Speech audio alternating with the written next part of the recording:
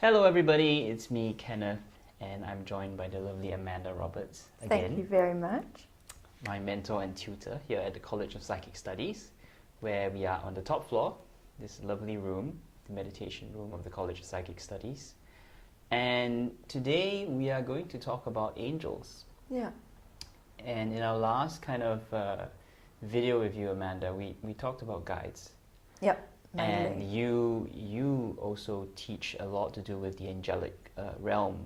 Yes. So we're hoping in this video to kind of cover a bit of that area. Mm-hmm. First of all, like what is an angel?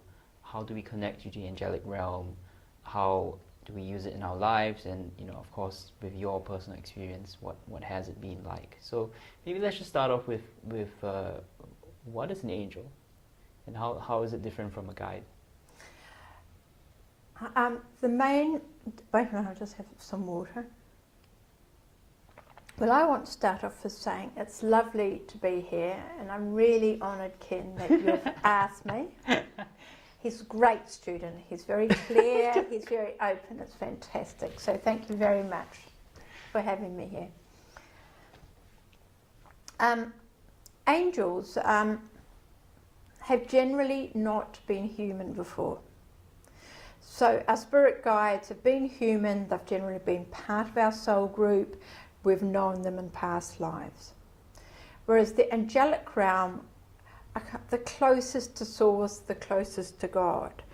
So kind of when God or source created itself, or the Big Bang was created, the first thing that was part of the creation was the energy that we would call the angelic energy. And this was the way that kind of source could see its reflection of itself, if you want. So it was the first way it could kind of start to expand and grow. So, I always think it sounds a bit silly, but it's on many levels, I guess you could say, which people would find a bit distasteful maybe. On some levels then it's extraterrestrial, isn't it? Because though I think a lot of extraterrestrial probably has had physical lives in reality, which is getting onto another subject, and the angelic realm has not had physical lives either on this planet or other planets. Well, the word extraterrestrial just means outside of Earth, doesn't it? Yeah. So, I mean, it's actually a really broad It's a ridiculous set. It's a ridiculous phrase, actually. Yeah, it's massive. So the angelic realm is a very different energy. It's a lighter vibration. And also what this means is because the angels haven't kind of gone through this whole reincarnation process, they're not sentimental. There's kind of they have total love, they have total compassion for you, but they're not sentimental. With our spirit guides, they can kind of have that conversation. They can kind of get into why you're upset. They can kind of go into it, the he said, the she said. The angelic realm's not really interested in that. The angelic realm is really higher energies. It can be looking at what's going on in your life, but it's looking at it from a kind of higher, more spiritual perspective, rather than and you did this and that, so she did this and that. It wants to look at it kind of from the broader sort of perspective. So would you say angels give more general advice than your guides? Angels can be very specific. Okay. They can give very clear, specific advice, and often their messages can be very simple. Direct, to the point. I can remember one of the first times I heard them singing. It was beautiful. It was like a choir. They were actually telling me to stop doing something. But they did it in this beautiful, quiet way. And it was only about 4 words drawn out. And it was clear. And that was all that was needed. But it is also possible to channel kind of through information that can be quite detailed, but it's going to be information that is of a higher spiritual nature. Right. which can relate to Earth, it can relate to the way we are, the way we have been, it can relate to structures. Mm-hmm. But it's not going to be worried and concerned about the small personal sentimental kind of details, Mm-hmm. that emotional mental stuff that we get stuck with. Mm-hmm. They're not. That's not the concern. But what is the other thing about angels is they have absolute love for us. They see only our perfection. And when I first tuned into the angelic realm, I just never felt lonely ever again. I mean, it's an extraordinary feeling, and maybe we should do a slight meditation to do during this video. We could do that. Yes, that would be very nice. They've just told me, of course. They direct this, by the way. Because you can, and of course the wings, you can sense them as wings or feel them as wings. They're actually just powerful lines of energy. Mm. And they can really enfold you. It's like being enfolded in this total love. Mm-hmm. So the wings, are the wings just how we interpret them? Yes. It's just an interpretation. It's not literally like that, right? No. But also it's how they can be accessible. I mean, other beings want to be as accessible as they can be to us. It's the way they've often been portrayed. And also because actually you can feel in yourself, actually often in the centre, that point between your shoulder blades. You can feel it, further down. Your heart area, it's almost kind of all slightly further up between the heart, kind of in the throat. You can feel this energy, which you can often feel energy expanding from. Well, that would almost be like our wing energy, because the heart chakra actually is electromagnetic field on reality is 26 times stronger than the brain. So I guess that angelic wings is almost like the heart energy of the angels, but it's a lot stronger than 26 times. So it's just kind of this massive energy that's reaching out in all directions. Mm. And the way it's been interpreted artistically in lots of different cultures that didn't really have much contact with each other was these wings. Mm. There's no right or wrong. Yeah. They're not worried about how they're perceived. Yeah. It's the connection and how they can assist us. And there's many ways. I say there's 5 main ways they can assist us in our life. What are those 5 ways? So the five main ways they can assist us in our life are healing. They're very good for healing. Protection. They're excellent for protection. I'm going to come back to protection because there's a number of ways in which they can do protection. In fact, this would be good to do as a webinar, to write it all down almost. It's quite interesting. So healing, protection, support. You just feel that total support and love. Ascension. Mm-hmm. So they help us to know our own divinity. What would be the 5th one? But come on, you should know. You've done my class. I never take notes. I give you the notes. So wait a minute. There'll be something major. Healing. Guidance, of course. Yay. You see? Yeah, he does listen. I was just testing him. I really did know. Hey, you didn't know either. No, I'm just making sure you take note of what I teach you. Okay. I told you it would be a main one. The protection's very important because that can be kind of on a number of levels.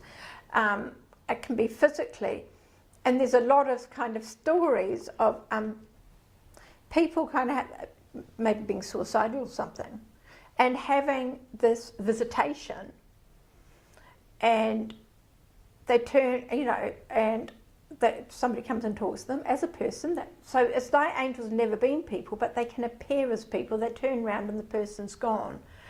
Someone's stuck in America, and this desert highway, the car's broken down, they know they're in a kind of area. Someone suddenly pulls up, fixes the car, they turn around and say, thanks mate, and there's nothing for miles. Yeah, there are a lot of stories like that. There's a lot of stories, and this is the angelic realm doing this. There's also other stories of things, so that's you seeing them, but the other sort of stories is one that I really remember is a woman in, I can't remember, a city in New York, in America, and she was walking home and she was terrified. And I'm going to say to you something else in a minute. Can you remind me about the whole thing of free will? Because there's a lot of misperceptions around this. So she was walking. She was walking home and she was terrified. So she asked for help. She wasn't far from home because of this guy, and he looked scary, and his energy was just dark and nasty. And she went past him as fast as she could and up to her department. The woman after her, I think, was raped and murdered. Now, when they asked the guy, why didn't you go for this woman? He said, if you'd seen the guys with her, no way. So it was like she didn't see her angels, but they had appeared as these big, massive, protective men. So there was no way he was going. So even though we may not see them in situations, we can ask and know. There's this thing that they won't appear if you don't ask because it's free will. This isn't true. They're always there. The free will is whether you take them on board or not. Okay? So it's not that they're not going to be present. People who are suicidal aren't saying, look, come on, I'd like an angel to come along so I can have a discussion with it. You know, they're not doing it. The man in the pickup truck is probably a total atheist. He's not saying, hey, come on, guardian angel, pop along, fix my truck for me. He's not saying that. He's not thinking angels. He's scared or something. Do you know what I mean? He might say a prayer or something. So angels help anyway, but if we allow them, yes, it's our free will. Yeah. Then obviously they work better with us. Yes. So the free will is whether we accept their help or not, whether we are open to it and accepting of it. So and I think it's clear. And the other way they can come across as people is, I know people have said, and I think it's somebody who was well known in the mind, body, spirit, and they gave this talk, and they thought that they possibly needed to be in a psychiatric unit. They had quite a traumatic time in childhood, and they'd been referred to the psychiatric hospital. And the guy said to them, no, you need to go to this place in Hawaii and you need to do this, and this. So she went off. Anyway, about 5 years later, she ran into him and she said, what you suggested was so good.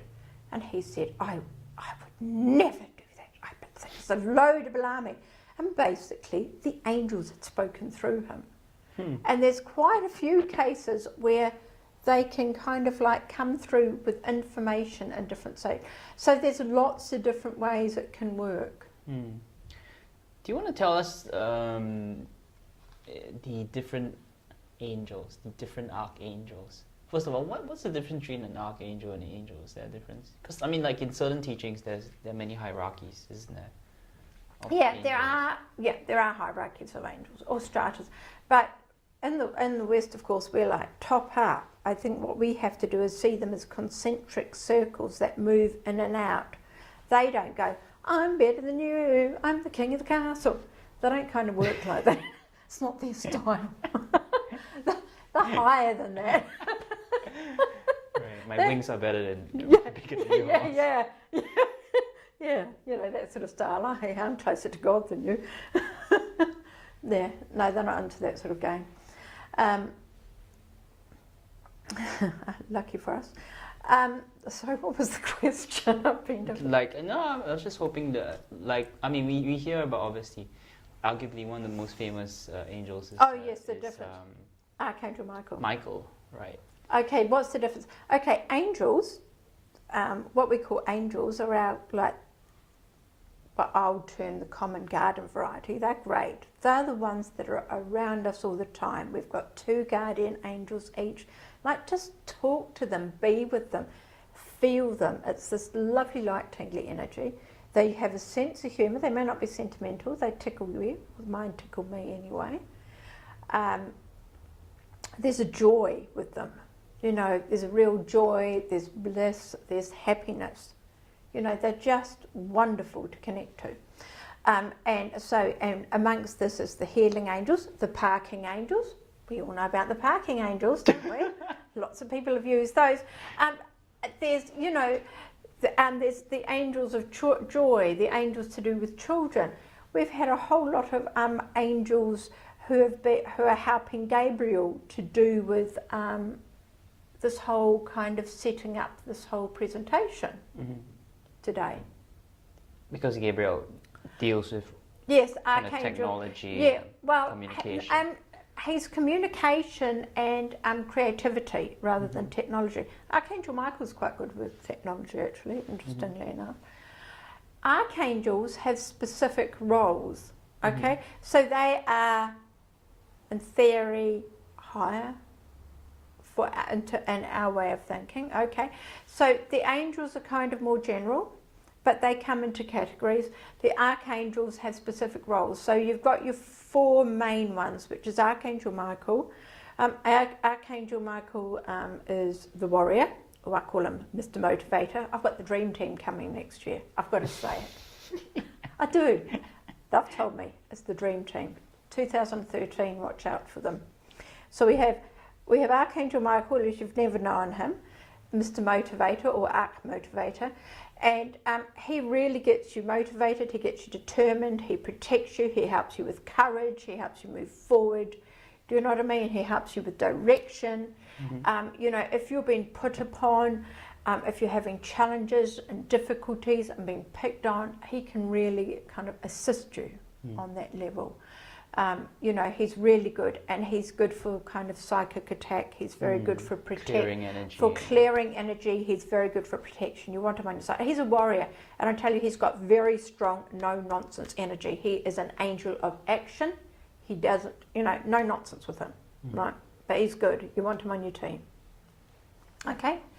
Number 2 in the dream team is also another angel of action, and that is Archangel Gabriel, who is the communicator, and also to do with children, okay, and creativity. So very creative, to do with communication with yourself, with others, so can help you to resolve issues, so that you can kind of move through things, so you can see things kind of from a bigger, you know, from a bigger perspective. But very good for creative people. Very good to kind of help you to write, to kind of move on, but also a lot to do with children. If you know people with infertility problems or anything like that, adoption, anything, you want Gabriel around. And you know, it's been known, you know, Gabriel is the most common visitor to Earth. So, but a very good member to have on the team, as I said here, very present, very busy, very active, you know. A great energy to have. The third one we have, of course, is Archangel Raphael, Mr. Energizer, the angel of healing for people, animals, and the world, I've been told, as in the earth, along with the fairy and nature spirit kingdom. And yeah, just to do with really healing yourself, to do with really learning to look after yourself and to respect yourself, mental, emotional, physical, spiritual, to understand the reasons for sickness, you know, to really kind of learn to transform yourself, to heal inner child stuff. So you can really do a lot of work with Raphael on lots of levels like that. And then we have Archangel Uriel. He is magic. Yeah, he's interesting. He's psychic. He's prophecies. He's alchemy. He's transformation. He's transmutation. He's also writing, actually, which is very interesting. He's poetry. He's kind of creative in that way, because all of that is actually about transmutation and alchemy, isn't it? It's kind of transforming things and putting them down and moving. Dreams, very good kind of for dreams and prophecy and stuff. So quite interesting. And then actually we have Metatron, who's one of the two main exceptions, who were a human, who became an archangel. And Metatron, interestingly, is supposed to be the only archangel, and Uriel is the angel who's the lightest and the closest to God, the only one who can practically see God directly, whose light is so strong because that's the transmutation. And Metatron is the only one who's allowed to sit at the feet of God. And Metatron is the one who writes all our deeds. But also very good for those of you who want to be writers. Have Metatron on your side. Kind of, he's the one who does the Book of Karma. But yeah, so... and who's the other angel? Sorry, who's the other angel that has had a human incarnation? Archangel Sodolphin. Sodolphin. Yeah. Okay, never heard of him. Yeah. From the top of my mind, I've gone blank, and normally I know them all off by heart. That's cool. He's not present today, but yeah. So the dream team are coming. They're kind of coming to. We'll be doing workshops to do. I'll be running workshops to do with them next term. Sorry. And that has. Does that has to have to do with the kind of new energy, the new cycle? Yeah, it's the new energy, and it's it is, and it's also kind of looking at the archangels from the less airy-fairy and from a very kind of practical, how do we use them in our life, how do we for implementation, kind of from the very what do you call it, practical, so kind of that very practical kind of point of view to kind of really motivate us to kind of get us on in our life. I'm thinking about, what is it, people have done? They go and, doesn't matter. I've lost my words, don't worry about it, it happens sometimes. But yeah, so kind of from, it's looking at it from a very more grounded, centered point of view. And actually the thing about the angels and other celestial beings, because I work with other very high energies as well, is that it's very grounding energy. And we need to be grounded and centered when we work with these energies. Shall we do the meditation? Yeah, that's a great idea. Because we're talking about all this, but I think it'd be great to talk about how to connect, and meditation is probably the way, isn't it? Yeah. To connect to angels. So, realm, the closest to source, the closest to God. So kind of when God or source created itself, or the Big Bang was created, the first thing that was part of the creation was the energy that we would call the angelic energy. And this was the way that kind of source could see its reflection of itself, if you want. So it was the first way it could kind of start to expand and grow. So I always think it sounds a bit silly, but it's on many levels, I guess you could say, which people would find a bit distasteful maybe.